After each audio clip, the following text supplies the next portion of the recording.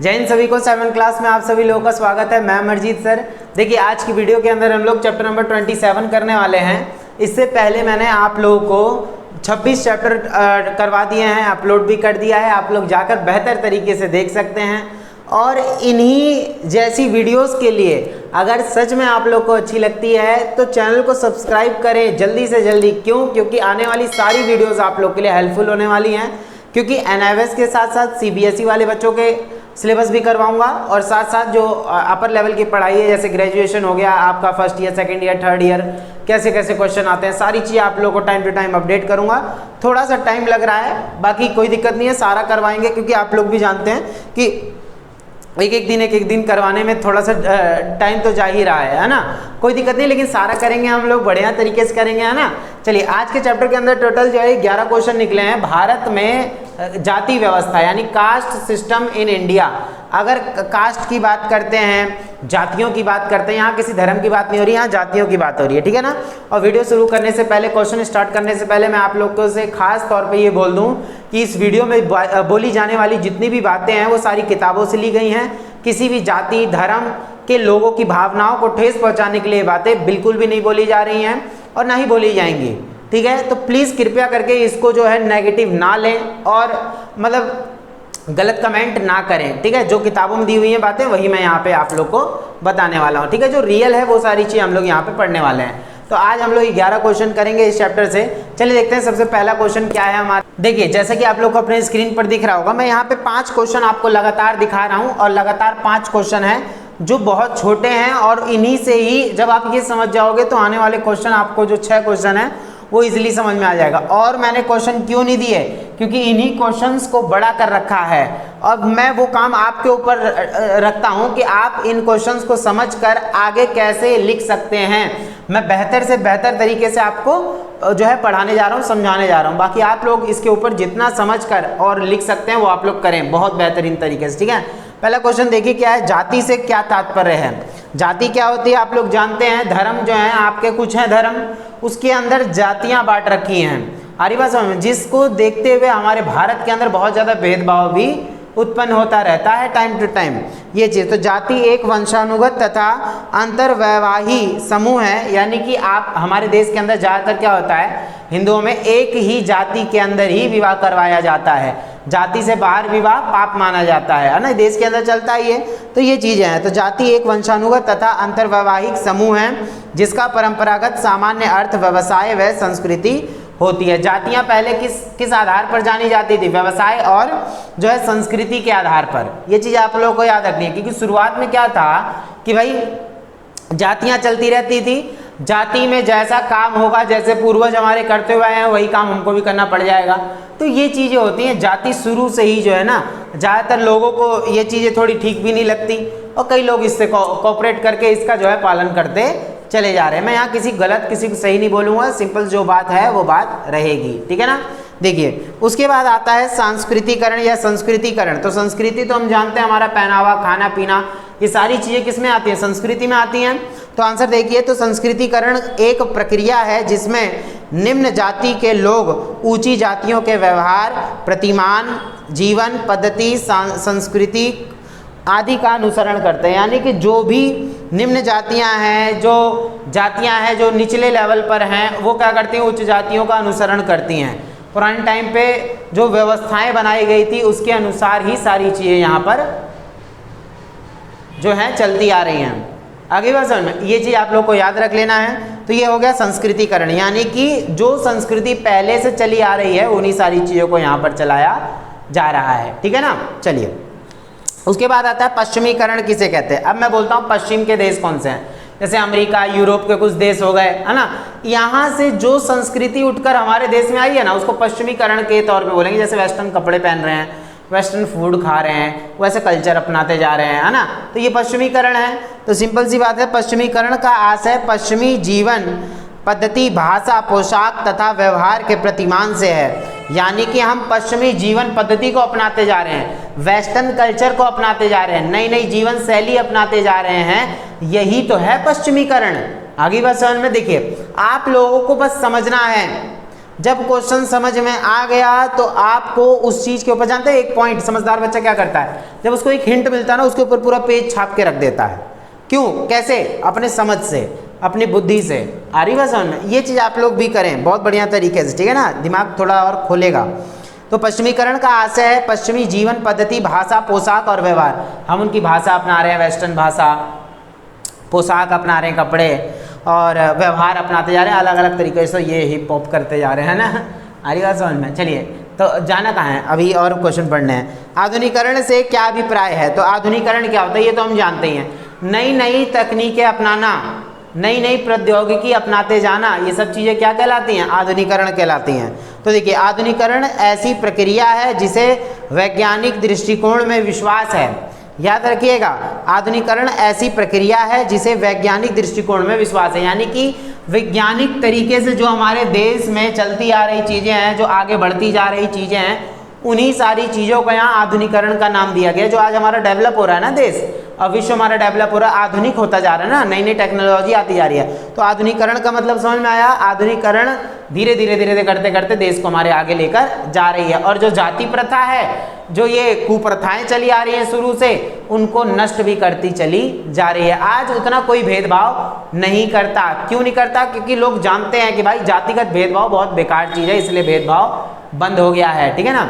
चलिए, उसके बाद प्रभाव जाति किसे कहते हैं? अभी इन्हीं से ही क्वेश्चन में रिलेटेड एक बहुत बड़ा क्वेश्चन भी कराऊंगा आपको, ठीक है। नीचे देखिए जरा, तो यहाँ पे क्या बोला गया है, प्रभाव जाति किसे कहते हैं? यहाँ समझ गए तो आने वाला क्वेश्चन समझ जाओगे। देखो जरा, प्रभाव जाति से तात्पर्य है उस जाति से है जो आर्थिक तथा राजनीतिक दृष्टि से प्रभावी हो जाती है। याद रखिएगा, कोई जाति है, जातियाँ तो बहुत सारी हैं, अगर कोई एक ऐसी पर्टिकुलर जाति है जो क्या करती है कि अपने नाम से किसी राजनीतिक दल से जुड़ जाए, अपने नाम से कोई आर्थिक कार्य करना शुरू करे, किसी बड़े से बड़े लेवल तक पहुंच जाए, उसको हम क्या बोलते हैं? प्रभाव जाति। क्योंकि वो प्रभावित हुई है, मतलब उसके पास प्रभाव आया है ना, ताकत आई है। तो देखिए, प्रभाव जाति से तात्पर्य उस जाति से है जो आर्थिक तथा राजनीतिक दृष्टि से, आर्थिक और राजनीतिक दृष्टि से प्रभावी हो जाती है, यानी ताकतवर हो जाती है, तथा एक क्षेत्र विशेष में महत्वपूर्ण समझी जाती है, और उस क्षेत्र में वही जाति महत्वपूर्ण मानी जाती है। आगे बात समझ में, किस तौर पे? राजनीतिक और आर्थिक तौर पे। जैसे मान के चलिए कोई नेता है, वो देखता है भाई इस गांव में इस जाति के लोग बहुत ज़्यादा हैं, चलो उन्हीं से वोट मांगते हैं, समझिएगा, तो उन्हीं से वोट मांगते हैं। वो जाता है उस जाति के पास, उसी पर्टिकुलर जाति को मद्देनजर रखते हुए उनका विकास करता है, उन्हीं के नाम पर वोट मांगता है, ठीक है, और वही जाति वाले आते हैं उसको वोट देने, तो उस जाति का एक पर्टिकुलर नाम आ गया ना, तो वो प्रभावी हो गई, ठीक है, उसके ऊपर क्या पड़ गया, वो क्या बन गई? ताकतवर बन गई। तो ये बोला जाएगा प्रभाव जाति, ठीक है। वैसे जातियां तो बहुत हैं, लेकिन जो उनमें से निकल कर आए राजनीतिक तौर पे, आर्थिक तौर पे आगे, उसको प्रभाव जाति बोला जाएगा। कोई दिक्कत? ये चीज़ हमें याद रखना। चलिए आंसर पर अब जाइए, आप बहुत देर से थे, ये बूढ़े हो गए हैं, ठीक है ना। देखिए, अब आ जाता है नेक्स्ट क्वेश्चन हमारा। नेक्स्ट क्वेश्चन, अब इन्हीं से ही मैं क्या बोल रहा हूँ आप लोगों से कि इन्हीं छोटे छोटे क्वेश्चनों से ही बड़े क्वेश्चन आगे जो हैं बनने वाले हैं। तो याद रखिएगा क्या बोला गया है। देखिए, दूसरा वाला छठा बना है, थोड़ा सा बड़ा होगा। तो संस्कृतिकरण की 4 विशेषताएं लिखिए। संस्कृतिकरण की 4 विशेषताएं, देखिए यहाँ पे 5 मैं आप लोग को बता देता हूँ क्या बोला जा रहा है। देखिए, तो संस्कृतिकरण का तो आपको अर्थ समझ में आया होगा। तो संस्कृतिकरण मतलब क्या होता है? जब एक देश की संस्कृति दूसरे देश में, या हमारी ही संस्कृति दूसरे देश में फैलती जा रही है, हम लोग क्या कर रहे हैं? दूसरे की संस्कृति भी अपनाते जा रहे हैं, तो ये संस्कृतिकरण कहलाएगा। तो 4 विशेषताएं क्या होंगी? जैसे विशेषताएं डॉक्टर श्रीनिवास द्वारा प्रस्तुत अध्ययन के आधार पर सांस्कृतिकरण की निम्नलिखित मुख्य विशेषताओं का वर्णन किया जा सकता है। जैसे पहला है जातीय गतिशीलता का प्रयास। जैसे विभिन्न निम्न जातियां जो निचले लेवल पर हैं, ठीक है, निम्न जातियों, जनजातियों तथा समूहों द्वारा अपने सामाजिक और सांस्कृतिक स्तर को उन्नत करने का प्रयास होता है। जो निम्न जातियां वो क्या करती हैं? पढ़ लिख कर या कोई कार्य करके अपर लेवल तक पहुंचती हैं। उसको एक फ़ायदा ये होता है, ठीक है, संस्कृतिकरण का, कि उन्होंने कुछ अच्छा सीखा और अपनी संस्कृति बढ़ाते गए, आज उनका नाम ऊपर आया है। क्यों? ये चीज़ है। दूसरा है तटस्थ अवधारणा। कुछ जातियाँ क्या करती हैं? अलग रहती हैं संस्कृतिकरण के तौर पे। जैसे संस्कृतिकरण एक तटस्थ मतलब होता है थोड़ा अलग रहना। तटस्थ सांस्कृतिक परिवर्तन का घोतक है। इस अवधारणा में अच्छाई या बुराई का कोई तत्व निहित नहीं है। अच्छा बुरा क्या है हमें उससे कोई मतलब नहीं है, बस ये देखेंगे कि संस्कृतिकरण आया, उससे एक जाति दूसरे जाति को फॉलो करके काफ़ी ज़्यादा आगे बढ़ गई है। तीसरा बोल रखा है मंद गति की प्रक्रिया, यानी संस्कृतिकरण की प्रक्रिया के माध्यम से किसी निम्न जाति को उच्च सोपान प्राप्त करने में काफ़ी समय प्रयास करना पड़ता है, काफ़ी समय तक प्रयास करना पड़ता है। यानी कई जातियां मंद गति से भी आगे बढ़ती हैं। जैसे उच्च जाति वाले को देखा, ठीक है, अरे भाई वो तो ऐसी संस्कृति अपनाते हैं, हम भी अपनाएंगे, लेकिन मंद मंद तरीके से धीरे धीरे करते करते वो आखिरकार पहुंचते हैं, लेकिन पहुंचते जरूर हैं, ठीक है। तो उसको बोलेंगे संस्कृतिकरण की एक और विशेषता। उसके बाद आती है प्रभु जाति का अनुसरण, यानी कि विभिन्न निम्न जातियाँ मतलब निचली श्रेणी की जातियाँ, तो विभिन्न निम्न जातियाँ उच्च जातियों का अनुसरण करते हैं, यानी उनके जैसे वो अपनाते हैं वैसे ये भी अपनाते हैं। और उच्च जाति से आशय परमात्मक उच्च जाति अर्थात ब्राह्मणों से नहीं होता। याद रखना, उच्च जाति ये मतलब थोड़ी ना कि ब्राह्मण ही उच्च जाति के हैं, ऐसा नहीं है। कोई भी जाति विभिन्न साधनों से संपन्न होने पर स्थानीय उच्च जाति का पद प्राप्त कर सकती है। अगर वो जाति, याद रखिएगा, कोई निचली जाति का है, कुछ लोग हैं, अगर उनका बच्चा जो है पढ़ लिख कर IAS ऑफिसर बन जाता है तो सिंपल सी बात, उसका पद ऊपर हो जाएगा, उसकी रिस्पेक्ट होने लगेगी, उसका जो है आदर सम्मान होने लगेगा। कोई भी निम्न जाति का है, अगर वो प्रधानमंत्री बन जाता है तो सिंपल सी बात, उसको निम्न श्रेणी में तो नहीं गिना जाएगा। तो बस यही होता है, जब ये पद मिल जाता है, जब ये पैसा आने लग जाता है, जब हर चीज़ होने लग जाती है ना, तो उस जाति की ऑटोमेटिक वैल्यू बढ़ जाती है। कोई जाति धर्म नहीं पूछता, फिर सब क्या देखते हैं, किस पद पे हैं, किस पोजीशन पर हैं, क्या है क्या नहीं है, वो सारी चीज़ें लोग देखते हैं। इसलिए बोला जाता है जात वगैरह पे आप उतना भरोसा ना रखें, बस अपने कर्मों पर भरोसा रखें, कर्म ही आपको आगे बढ़ाएंगे। जाति के नाम पर जो चौड़ते हैं ना कि हम ऐसे हैं वैसे हैं, ये हैं वो हैं, सब जाए तेल लेने। आपको मन लगा के पढ़ना है, आपको अपनी जो है अपना नाम, अपने माँ बाप का नाम रोशन करना है, तब जाकर आप उच्च कहलाएंगे, वरना कोई फायदा नहीं है। फिर आगे बात समझ लो, तो आप पढ़ लिख कर आगे बढ़े, मेहनत करें, ठीक है। नाम बाप दादाओं से मिला हुआ उस पर कब तक जीवित रह लेंगे भाई, है ना। तो ऐसी चीज़ें हटाएं। उसके बाद है सार्वदेशिक प्रक्रिया, यानी कि सांस्कृतिकरण पूरे भारत में व्याप्त है। ये जो संस्कृति जो हम एक दूसरे की अपनाते जा रहे हैं, ये पूरे देश भर में व्याप्त हैं, इसीलिए सार्वदेशिक बोला गया है इसको। और यह प्रक्रिया हिंदुओं के अतिरिक्त भारत की विभिन्न जातियों में भी पाई जाती है। तो है ना, हिंदुओं में ही जातियाँ होती हैं और धर्मों में भी अलग अलग जातियाँ पाई जाती हैं, और ये पूरे भारत देश में जो है फैला हुआ है। आगे बात समझ में, चलिए आंसर में जाइए, ठीक है। चलिए अब देखते हैं हम नेक्स्ट क्वेश्चन। नेक्स्ट क्वेश्चन आपका बहुत इंपॉर्टेंट होगा। जैसे 7वां क्वेश्चन है, जाति तथा वर्ण के वर्ण व्यवस्था तो इसमें आएगा, जिसमें 4 वर्ण थे, ब्राह्मण क्षत्रिय वैश्य शूद्र, ठीक है ना। ये देखिए, जो मैं हिस्ट्री में ऑलरेडी आप लोगों को पढ़ा चुका हूँ बढ़िया तरीके से। देखिए, तो जाति तथा वर्ग के मध्य अंतर 6 अंतर बताने हैं। तो देखिए, जाति और इसमें वर्ग में वर्ण नहीं है। देखिए, एक होती है जाति, जाति जो है जन्म से ही आपको वो जो है वो सारे कार्य करने पड़ेंगे, ये चीज़ जातियों में आ जाता है। लेकिन हाँ, वर्ग जो होता है, वर्ग एक कार्य करने का लोगों का समूह होता है, ठीक है। जैसे मछुआरा वर्ग, लोहार वर्ग, बढ़ई वर्ग, है ना, ये सब आ जाता है। देखिए जरा, जाति जन्म पर आधारित है, वर्ग जो होता है कर्म पर आधारित होता है। याद रखिएगा, जाति जन्म पर आधारित है। आप जिस जाति में जन्म लेंगे आप उस जाति के कहलाएंगे, लेकिन आप जिस वर्ग में जन्म लेंगे ना, जरूरी नहीं कि आप वही काम करें, आप दूसरा काम भी कर सकते हैं। आपके पिताजी बढ़ई हैं अगर, तो आप सुनार वाला भी काम कर सकते हैं, लोहार वाला भी काम कर सकते हैं। आपकी इच्छा के ऊपर डिपेंड करता है आप कितना अच्छा क्या करते हैं, ठीक है। या तो आप पढ़ लिख कर बहुत अच्छा डॉक्टर वकील बन सकते हैं। आ रही बात, ये वर्ग हो गया।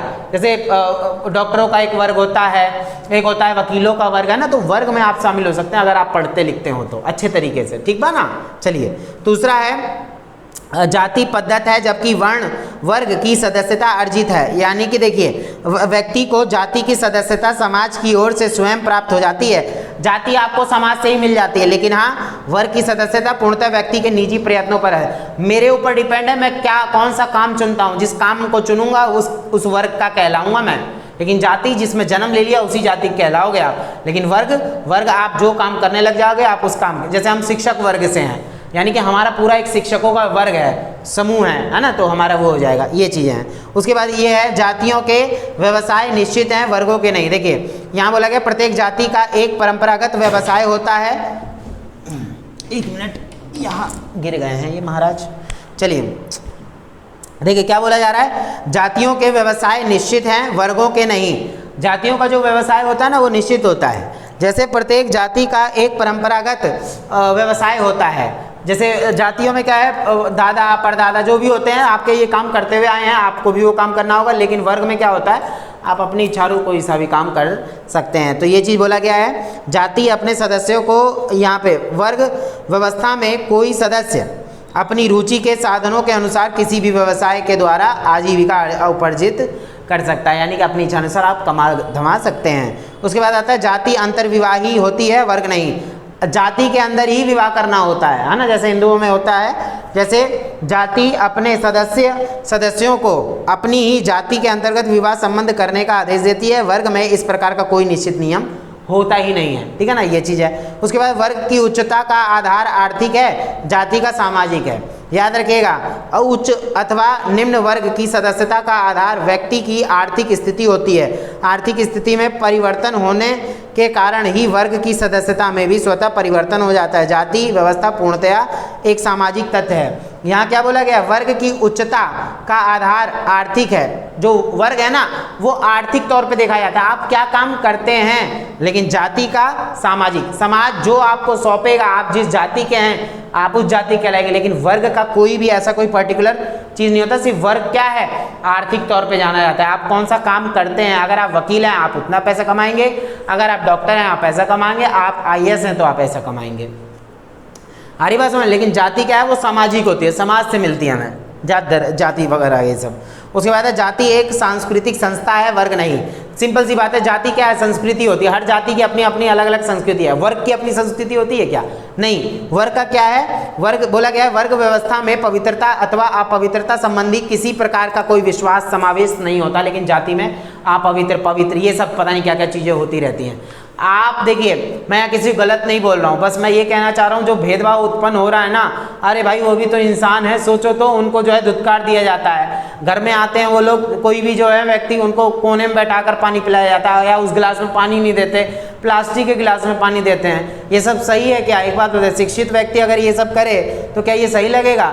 बहुत बेकार चीज़ें हैं। आप लोग इंसानियत के तौर पर समझें। ये जो भेदभाव हो रहा है ना देश के अंदर, ये सिर्फ खत्म होनी चाहिए। आप इंसान हैं, दूसरा भी इंसान है, आप इंसानियत दिखाएं। जानवरों से भी बदतर व्यवहार किया जाता है आज के टाइम पे लोगों के साथ। हरी वसन, तो ये बेकार चीज़ें हटाएं, इंसानियत दिखाएं।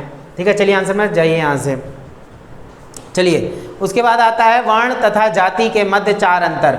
वर्ण और जाति क्या होती है भाई? तो आप सिंपल सी बात याद रखें। देखिए 1500 ईसा पूर्व के आसपास ना, जब आर्य लोग आए थे तो आर्यों ने वर्ण व्यवस्था में समाज को पूरा बांट दिया था, है ना। देखिए सबसे ऊपर रखा था ब्राह्मण को, फिर क्षत्रिय, फिर वैश्य, फिर शूद्र को रखा था। आंसर दिख ही रहा होगा आप लोग को। तो 1500 वर्ष के ईसा पूर्व के आसपास में इनका जो है मिलता है। वैदिक व्यवस्था लाई गई थी, इसमें 4 वेदों की रचना की गई थी, ऋग्वेद, सामवेद, अथर्ववेद, यजुर्वेद। 1500 से 600 ईसा पूर्व तक वैदिक सभ्यता चली थी, जिसमें 2 काल थे, एक ऋग्वैदिक काल और एक उत्तर वैदिक काल। ये बात आप लोग को याद रखनी है। उसी में क्या किया गया था, 4 वर्ण बनाए गए थे, ब्राह्मण, क्षत्रिय, वैश्य, शूद्र। ब्राह्मण मस्तिष्क से जाना जाएगा, क्षत्रिय भुजाओं से, वैश्य जंघा से और शूद्र चरणों से। ये एक तरीके से समझाया गया है ना किताबों में। तो पुस्तकीय बनाम वास्तविक यानी वर्ण व्यवस्था भारतीय सामाजिक व्यवस्था का पाठ्य प्रारूप है। हम पढ़ते हैं इन सारी चीज़ों किताबों में, यह केवल पुस्तकों में पाया जाता है, पर जातियां भारतीय सामाजिक व्यवस्था का संदर्भगत दृष्टिकोण प्रस्तुत करती है। आज हमें वास्तविक रूप में जातियां ही दिखाई देती हैं। आज हमें वर्ण व्यवस्था नहीं दिखाई देती है भाई कि वर्ण व्यवस्था ये तो ब्राह्मण है, क्षत्रिय, वैश्य, शूद्र है, ठीक है, ऐसा हमें नहीं दिखाई देता। हमें जातियां दिखाई देती हैं सिर्फ। और उसके बाद ठीक है 4 बनाम 4000, तो वर्ण केवल 4 हैं, वहीं जातियां 4000 तक हैं, 4000 से भी अधिक हैं। उसके बाद समान बनाम समानता बनाम असमानता, तो संपूर्ण देश में वर्ण व्यवस्था का जो है संस्तरण एक समान पाया जाता है, जिसमें ब्राह्मण सबसे ऊपर हैं, उसके नीचे दूसरे स्थान पर क्षत्रिय हैं, तीसरे स्थान पर वैश्य हैं, उसके नीचे जो है शूद्र हैं। उसके बाद है वर्ण व्यवस्था का संस्तरण पूरे देश में एक समान है और जातियों का संस्तरण सारे देश में एक समान नहीं है। यानी पूरे जातियों का जो एक है ना पर्टिकुलर, ये सारी चीज़ जातियाँ एक ऊपर एक नीचे, उसके नीचे एक सबसे नीचे जाती, तो ये बहुत बुरी चीज़ बना रखी है मेरे ख्याल से। तो अब आपकी क्या राय है जाति व्यवस्था के ऊपर, आप मुझे कमेंट में ज़रूर बताएंगे। ठीक है, आप क्या सोचते हैं जाति, प्लीज़ एक बार बताना। आप लोग अपनी राय जरूर देना कि आप लोग क्या सोचते हैं, क्योंकि जब जब मैं पढ़ाता हूँ तब तब मेरे को आता है गुस्सा क्या करा जाए कुछ बोल नहीं सकते हैं, ठीक है ना। ये चीज़ आप लोग कमेंट में जरूर बताइएगा। कुछ क्षेत्रों में ब्राह्मण सबसे ऊपर हैं तो कुछ में ठाकुर राजपूत पहले स्थान पर हैं। अब कुछ इलाकों में दलित भी सबसे ऊपर पहुंच गए, ये अच्छी बात है, ठीक है, क्योंकि जो शुरू से प्रताड़ित किया गया है उनको भाई ऊपर जाने का भी तो मौका होना चाहिए, अपर लेवल पर भी तो पहुंचे वो लोग, ठीक है। मैं इस चीज़ का समर्थन करता हूँ। चलिए उसके बाद है धर्मनिरपेक्ष बनाम धर्म सापेक्ष। जाति व्यवस्था में धर्मनिरपेक्ष मानदंड आर्थिक और राजनीतिक पाए जाते हैं, वहीं वर्ण व्यवस्था में अनुष्ठानिक मानदंड धार्मिक पाए जाते हैं। वर्ण व्यवस्था क्या है, वर्ण व्यवस्था में क्या था, अनुष्ठानिक मानदंड को माना जाता था, लेकिन जाति व्यवस्था में क्या है, धर्मनिरपेक्ष माना जाता है। आप अपनी इच्छाओं से कोई सा भी जाति कोई सा भी धर्म अपना सकते हैं। लेकिन पहले क्या था, नहीं, आप जिस वर्ण में जन्म लिया आप उसी के कहलाएंगे, अगर जो वर्ण में नहीं रहेगा उनको जातियों में भेज दिया जाता था, ठीक है। पूरा बाल का सेटिंग खराब हो जा रहा है, अजीब सा हो गया, ठीक है। उसके बाद है अस्पृश्यता की स्थिति। तो इसमें सिंपल सी बात ये भी बताया गया है कि जो दलित थे ना उनको अस्पृश्य यानी अछूत घोषित किया जा रहा था। तो ये चीज़ है, वर्ण व्यवस्था में किसी व्यक्ति का सामाजिक स्तर बदलना संभव था, जाति व्यवस्था में अपनी स्थिति में परिवर्तन संभव नहीं है, जाति व्यवस्था में परिवर्तन संभव नहीं था। तो ये चीज़ें हम याद रखेंगे। आपकी क्या राय है जाति व्यवस्था के ऊपर, आप मुझे जरूर से बताएं।